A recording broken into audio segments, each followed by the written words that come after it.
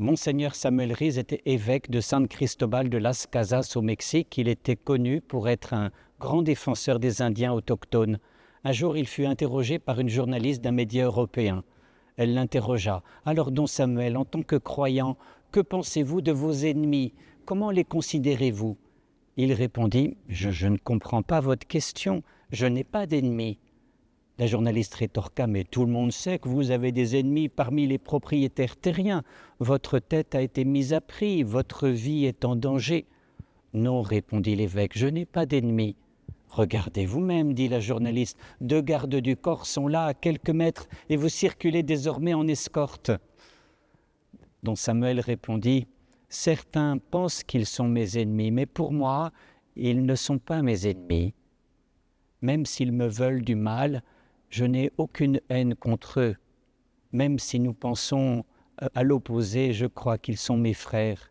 Ils sont mes frères. » Lors d'une retraite dans une abbaye, un prédicateur avait donné aux moines la définition de l'ennemi selon l'Évangile. Il avait dit « L'ennemi, c'est celui dont j'aimerais qu'il fût ailleurs, loin de moi. » Pour cette raison, Jésus suppose que nous avons chacun un ou plusieurs ennemis et il nous demande de les aimer et de prier pour eux. Il paraît que les propos du prédicateur ont eu un effet sur bon nombre des moines qui l'écoutaient, car plus d'un pensait, étant à l'abri du cloître, il n'avait aucun ennemi. Ainsi, avant de pouvoir dire, comme don Samuel, que nous n'avons aucun ennemi, il faut sans doute passer par une étape douloureuse, celle de reconnaître humblement notre souhait admis, conscient que telle ou telle personne de notre entourage, eh bien nous aimerions qu'il soit ailleurs.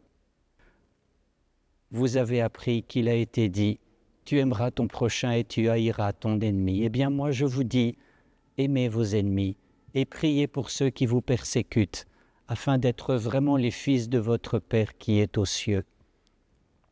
Mais si ton ennemi a faim, donne-lui à manger. S'il a soif, donne-lui à boire.